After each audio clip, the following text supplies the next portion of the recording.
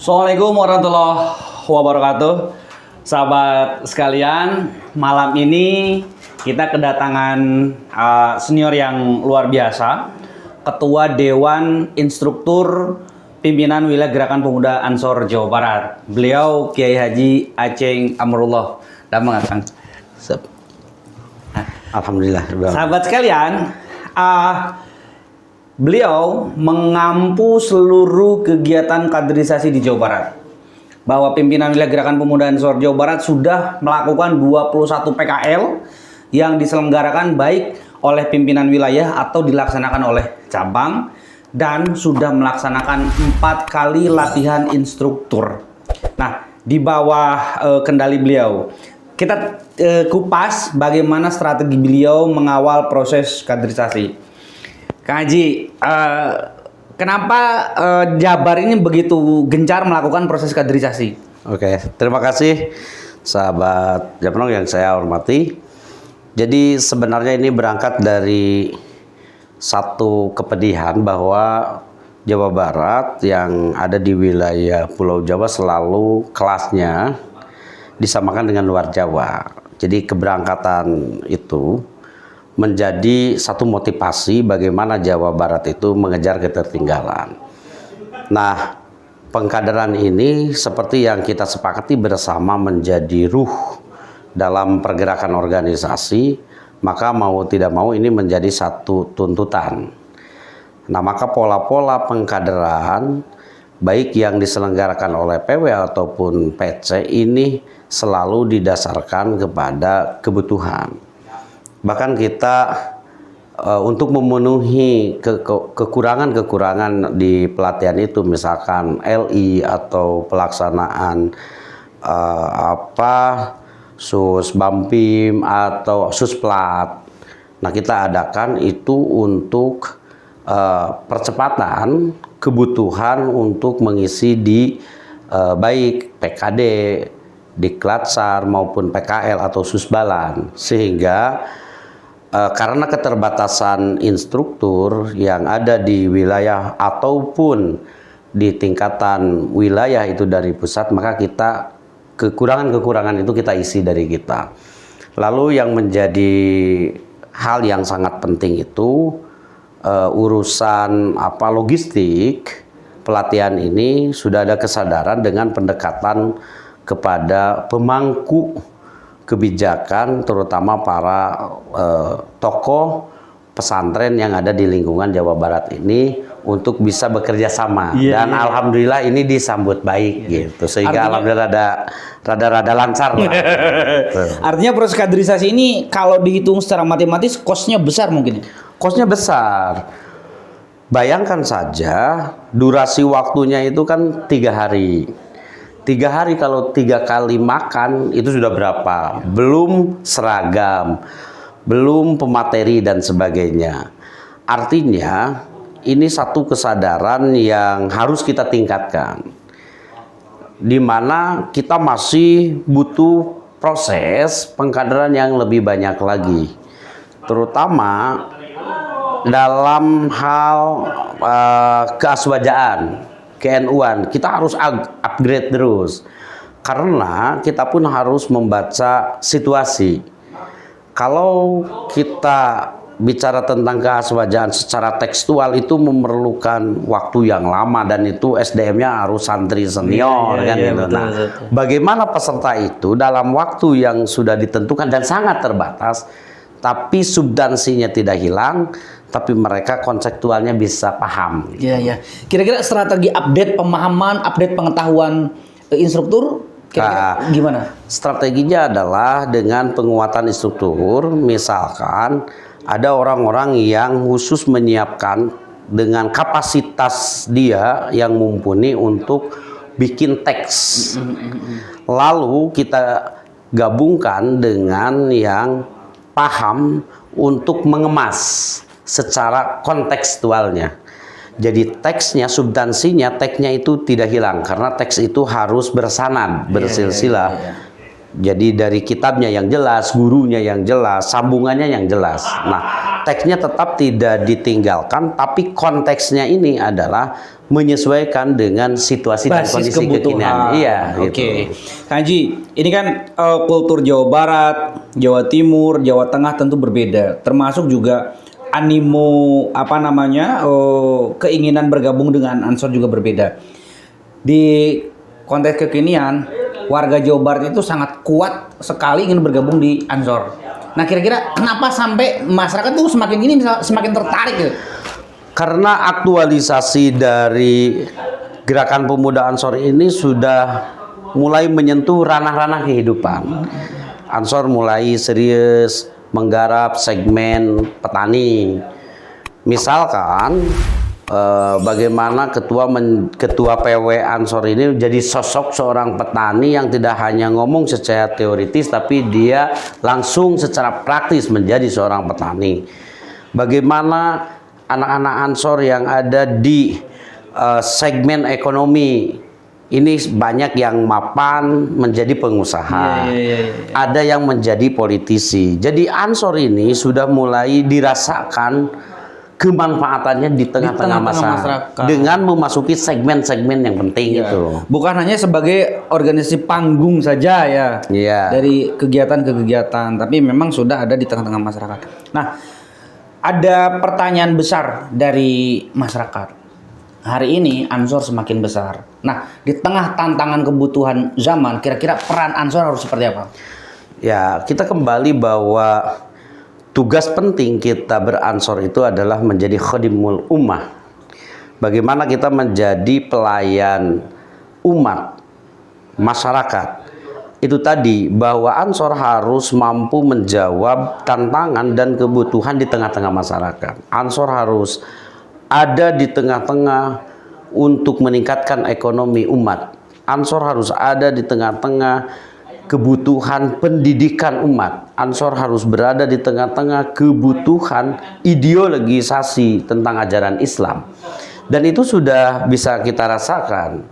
Di Ansor sudah muncul kiai-kiai muda yang punya segmentasi dan kompetensi di bidang agama yang insya Allah ini tidak diragukan lagi. Stok untuk politisi di Ansor kita tidak kekurangan. Stok di ekonom kita sudah tidak kekurangan. Stok di dulu ini kita punya celah kekurangan itu di lembaga bantuan hukum. Kita sudah punya sarjana hukum dan pengacara-pengacara hukum. Artinya Ansor sudah berada di tengah-tengah kehidupan masyarakat dan insya Allah tinggal kita meningkatkan bagaimana khodimul ummah itu benar-benar bisa dirasakan sampai tingkat paling bawah oleh masyarakat. Oke, nah ini tentu kepercayaan masyarakat itu berangkat daripada eksistensi kader. Iya. Nah, saya ingin bertanya, pada saat proses kaderisasi, kapasitas instruktur itu harus seperti apa untuk meyakinkan kader bahwa Ansor itu satu-satunya organisasi yang bisa menyelamatkan hidupnya? Oke. Bahwa di pengkaderan itu seorang instruktur itu harus mampu menyelaraskan antara teks-teks keaswajaan ke-NU-an dengan konteksnya dalam kehidupan. Apalagi perlu dipahami sekarang itu kan masyarakat kita itu prinsipnya sudah mentalitasnya sudah instan. Nah, kita pun harus memenuhi pangsa pasar itu. Bagaimana membawa peserta pelatihan itu dia mampu pada posisi dirinya dan dia mampu untuk mengaktualisasikan dirinya di tengah-tengah masyarakat tanpa menghilangkan substansinya, substansi dari keaswajaannya, substansi dari keansorannya. Nah, sehingga Ansor ini akan berada pada posisi arifun bi zamani, akan bisa memenuhi situasi dan kondisi. Makanya di Ansor itu sasarannya adalah bukan bagaimana peserta pelatihan itu berani mati, tapi adalah harus berani hidup dimanapun dalam situasi tantangan apapun.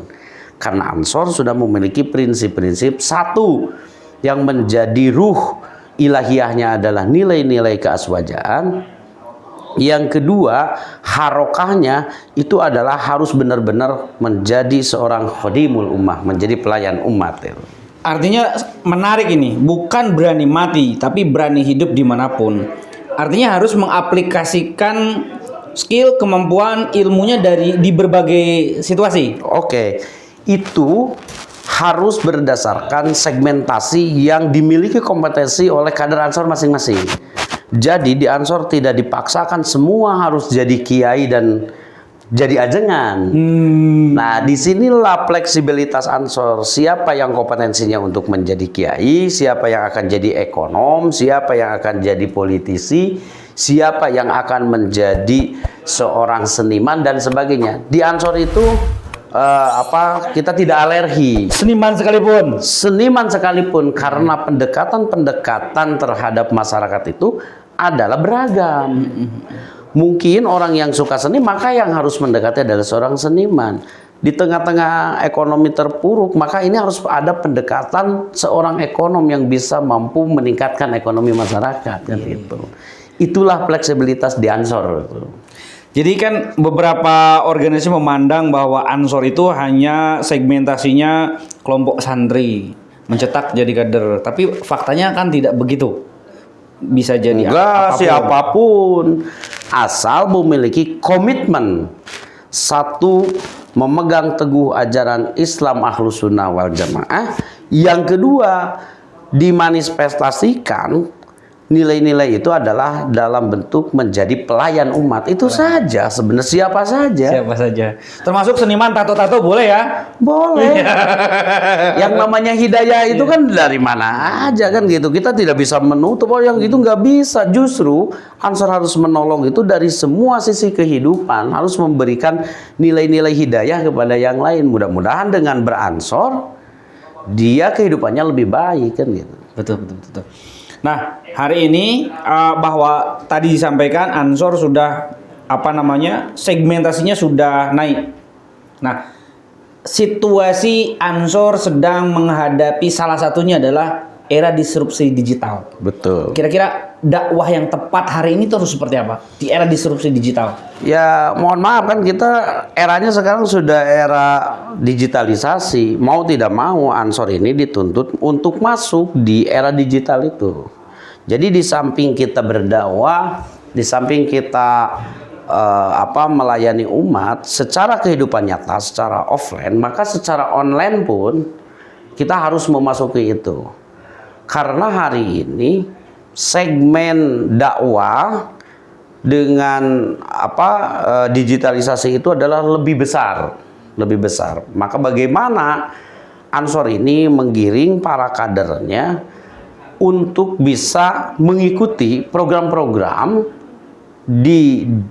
program digital yang diadakan oleh Ansor itu khususnya. Yang kedua, bagaimana digitalisasi dakwah lewat Ansor ini adalah bisa diterima oleh semua kalangan. Renyah lah istilahnya. Renyah, masuk, teduh, tidak banting kanan, tidak banting kiri. Kita punya prinsip, tapi bisa diterima oleh semua pihak. Adem lah gitu. Termasuk kaderisasi. Apa Ansor sudah merambah ke sistem kaderisasi digital? Ya sudah, karena salah satu materi di setiap pelatihan itu ada materi tentang peningkatan IT digital itu. Tinggal mendorong supaya para kader dan warga itu untuk istilahnya mendukung lah program itu dengan subscribe, dengan menonton atau memberikan komentar dan sebagainya. Tinggal itu saja yang masih kalau dianggap ya masih kurang. Nah, tinggal tingkatkan kesadaran untuk mengikuti program-program digital yang dilakukan oleh Ansor. Oke. Termasuk kaderisasi, Ansor sudah menggunakan teknologi Zoom. Nah, persoalan yang kedua, sejauh mana efektivitas kaderisasi melalui Zoom dan yang dilakukan secara langsung? Oke. Kita dalam 2 tahun belakangan ini menggunakan hibrid. Artinya ada yang offline dan ada yang online lewat Zoom itu. Kalau ditanya mana efektivitasnya, hari ini adalah tergantung sudut pandangnya. Iya, iya. Kalau orang yang sudah melek digitalisasi, maka Zoom itu dianggap efektif juga. Tapi bagi orang yang belum melek digital, mungkin ini dianggap kurang efektif, sehingga greget lah ya. kurang greget gitu. Beda antara pertemuan langsung. Nah, jadi sudut pandang ini sebenarnya dalam situasi sekarang ini sudah efektif. Bagi yang belum melek ya silakan dengan offline, yang sudah melek monggo dengan online. Dan itu sudah diatur oleh aturan. Dan itu diatur, monggo bisa. Kita aturan hibrid itu, Bu. Jadi istilahnya kita pun beradaptasi lah, mengikuti. Hari ini kalau memaksakan semua offline, taruh kalau pematerinya lagi di luar dan itu masa kita harus memaksakan yang tidak mampu. Tapi dengan Zoom misalkan salah satu digitalisasi yang digunakannya, itu kan lebih mempermudah gitu. Tidak ada alasan untuk tidak Mengisi, Iya, iya gitu. artinya lebih mampu memfasilitasi materinya tetap disampaikan walaupun dengan jarak yang jauh. Contoh misalkan pemateri yang dari pusat misalnya. Ada yang di Jakarta atau ada yang di luar Jawa Barat kan. Sementara kita perlu ilmunya untuk dia menyampaikan. Nah, kalau tidak ada pendekatan digitalisasi lewat Zoom misalkan salah satunya. Ya artinya kita mau kapan, karena dengan kesibukan orangnya lalu dengan jarak yang jauh. Tapi hari ini kita pun harus menyadari bahwa digitalisasi ini adalah untuk mempermudah gitu. Kalau bisa dengan Zoom ya kenapa tidak lagi? Ya. Karena kalaupun Zoom kan tetap ada pendamping yang Betul. offline itu tetap ada pendamping, ada co-instruktur, ada pemateri lain yang istilahnya mohon maaf yang mendampingi lah gitu, mendampingi. Jadi tidak liar juga gitu. Artinya efektivitasnya tetap terbangun. Terbangun tetap. Kang Haji, menurut Kang Haji, kaderisasi di Jawa Barat dari beberapa tahun terakhir ini stuck, menurun atau meningkat? Kalau menurut saya ini lumayan beberapa bulan ini lumayan rada stuck juga karena beberapa kendala. Tapi dimulai dari sekarang dengan beberapa program itu sudah mulai beberapa bulan ini. 1 bulan kemarin ini kita sudah mulai lagi ramai. Kemarin kan masih ada peralihan dari masa pandemi ke normal kembali, sehingga lumayan kita harus beradaptasi dulu. Sekarang sudah dan sudah dilaksanakan di berbagai daerah. Artinya ini sudah mulai naik lagi gitu. Artinya sudah kader ini sudah mampu beradaptasi dengan kondisi. Pemanfaatan teknologi juga sudah mulai. Nah, kemudian persoalan yang kedua, bahwa hari ini kader itu kira-kira untuk dapat hidup di berbagai segmentasi, skill apa yang harus menjadi utama?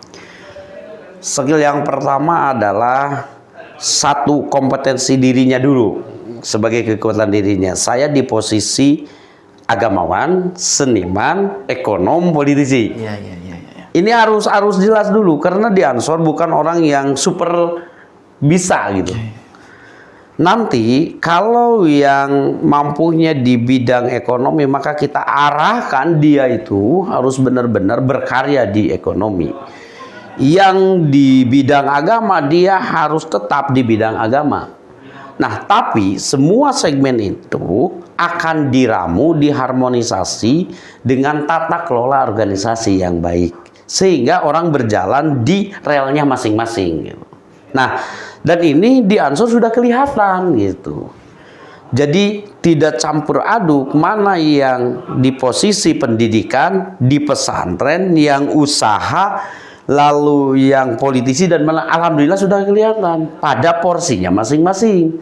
Tapi di harmonisasi organisasi ketika ditata kelola ini menjadi satu kepentingan, yaitu kepentingan untuk mencapai program-program Ansor. Artinya dia harus mengidentifikasi diri, skillnya di mana. Betul. Jadi jangan sampai, karena di pelatihan itu kan sudah ada persepsi dulu sebelumnya. Spesialisasinya apa kan gitu. Ya kan kita itu paling tidak secara sederhana sudah bisa memetakan bahwa si A ini arahnya di mana, si B ini di mana. Kan itu selalu basic, ditanya dulu basicnya, kemampuan yang dimiliki yang menonjol apa. Kan itu adalah untuk pemetaan gitu. Oke, pertanyaan terakhir Kang Haji. Kira-kira agar kaderisasi ini lebih ke depan lebih hebat, para instruktur ini dalam menjalankan agenda kaderisasi harus seperti apa? Ya itu tadi harus bisa menyeimbangkan antara teks yang menjadi substansi dengan konteks yang menjadi tuntutan hari ini. Teksnya misalkan kita tetap berpegang pada prinsip Ahlus Sunnah wal Jamaah. Itu sudah tidak bisa ditawar-tawar lagi. Mulai dasar hukum Al-Quran, Al-Hadis dan sebagainya. Nah lalu itu ditarik dalam konteks kebutuhan di tengah-tengah masyarakat seperti apa penyajiannya. Sehingga nilai-nilai Islam Ahlus Sunnah wal Jamaah itu menjadi dasar bagi seorang untuk di bidang ekonomi, di bidang politik, di bidang pendidikan dan sebagainya. Jadi substansi ruhnya tidak hilang, tapi konteksnya kita menyesuaikan dengan tuntutan situasi dan kondisi. Oke, baik. Terakhir, mohon statement untuk para kader Ansor Jawa Barat agar konsisten berkhidmat kepada NU dan Ansor. Oke, jadi para kader harus percaya diri. Beransor, ber-NU ini adalah kita berikhtiar untuk mendapatkan kebahagiaan di dunia dan di akhirat. Kita tetap berusaha, berikhtiar untuk memenuhi kebutuhan. Selebihnya dengan beransor dan ber-NU kita adalah mendapatkan kebarokahan. Karena mudah-mudahan kita dengan beransor kita mendapatkan rahmat Allah Subhanahu wa taala. Rahmat Allah itu adalah menjadi kunci kebahagiaan kita di dunia dan di akhirat. Oke, baik. Terima kasih hatur nuhun Kang Haji. Sama-sama. Baik, sahabat sekalian, demikian diskusi singkat kita dengan Ketua Dewan Instruktur. Apa-apa yang beliau sampaikan tentu sangat bermanfaat buat kita. Satu hal dari beliau, kader Ansor itu bukan harus berani mati, tapi harus berani hidup untuk berkhidmat dimanapun dia berada. Terima kasih. Assalamualaikum warahmatullahi wabarakatuh.